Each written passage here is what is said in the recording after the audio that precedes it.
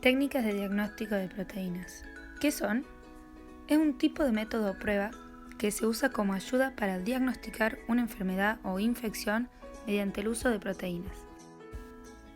¿Qué métodos se utilizan? Los métodos que se utilizan son Western blot, microarray y ELISA.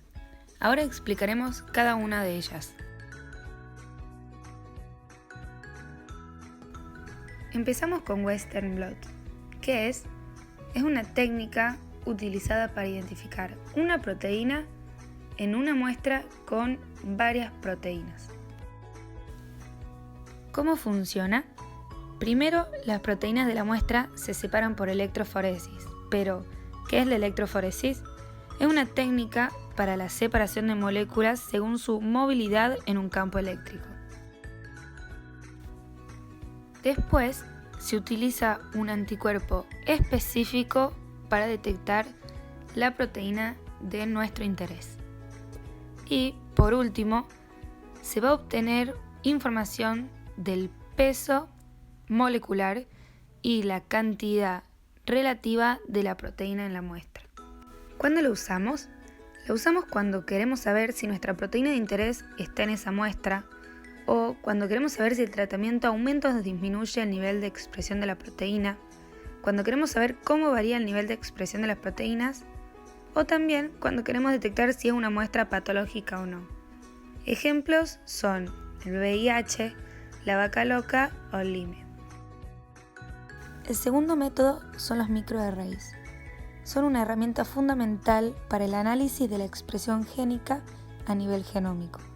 Son biochips que consisten en un soporte en donde se dispone un arreglo de proteínas. ¿Qué tipos de microarray hay? El primero, de identificación y cuantificación, o analítico, utilizan antígenos o anticuerpos, afibodies y aptámeros. ¿Qué son los antibodies? Son moléculas sintéticas que mimetizan las funciones de los anticuerpos. Y los aptámeros son moléculas pequeñas de ADN o ARN capaces de reconocer y unirse a una molécula específica. Entonces, a este tipo se lo utiliza en caracterización de los niveles de expresión proteica, cuantificación de anticuerpos y en la actividad de proteínas en vías de señalización. El segundo tipo son los funcionales. Estos ensayan las propiedades funcionales de proteínas aisladas. ¿Pero para qué se utilizan? Se utilizan para monitorear interacciones de proteínas e identificar modificaciones post-traduccionales y analizar su actividad enzimática. Por último, el último tipo es la fase de reversa. ¿Qué hace? Esta inmoviliza el lisado celular o muestras de suero. ¿Para qué se usan? Se usan para descubrir nuevos biomarcadores de una enfermedad mediante el estudio de la expresión de diferentes proteínas o modificaciones post-traduccionales. ¿Cuáles son las ventajas del método de microarrays? Las ventajas son: detectan bajas concentraciones de proteínas en muestras complejas de manera sensible y específica. Permiten la detección múltiple de proteínas en una plataforma que puede ser diseñada en base a las necesidades requeridas. Y, además, tienen un bajo consumo de muestra.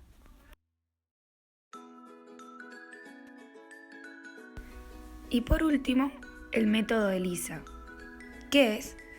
Es un ensayo que permite la cuantificación de una proteína en una mezcla mediante el uso de un anticuerpo y un antígeno.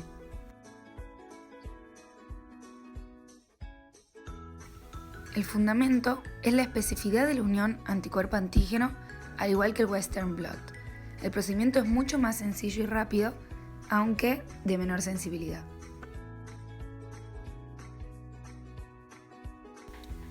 La característica es que se parte de una muestra de sangre u orina y a partir de ella se utiliza para la detección de la enfermedad. Las desventajas es que suelen presentar falsos positivos, sobre todo en el diagnóstico de HIV. Por ello, usualmente se procede a una segunda prueba confirmatoria mediante el método de Western blot. Este método es utilizado para la detección de enfermedades tales como hepatitis B o C, HIV o infecciones como toxoplasmosis, enfermedad de Lyme, entre otras. Se diferencian distintos tipos de ELISA según su actividad enzimática. Primero está el ELISA directo. Es la forma más básica de realizar la técnica. ¿En qué consiste? Consiste en recoger una muestra a estudiar y ponerla en un recipiente pequeño enfrente de una muestra igual pero contaminada con el germen a estudiar y otra muestra en la que se sabe que no hay germen. Después, se aplica el anticuerpo con la enzima en los 3 recipientes y se compara la muestra a estudio con las otras 2.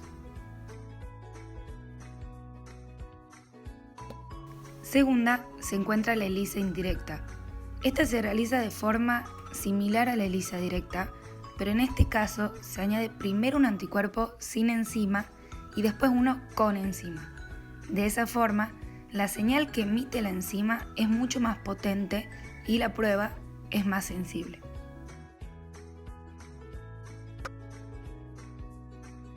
Después está el tipo de ELISA sándwich. En este caso, en los recipientes primero se añade un anticuerpo y después la muestra para que los antígenos queden ya retenidos en el fondo del recipiente. Después se añade el anticuerpo con la enzima. Es la forma más eficaz de realizar la prueba. Y por último, el ELISpot. Se trata de un tipo de ELISA que permite conocer de forma cuantitativa el antígeno e incluso identifica el número concreto de células donde se encuentra.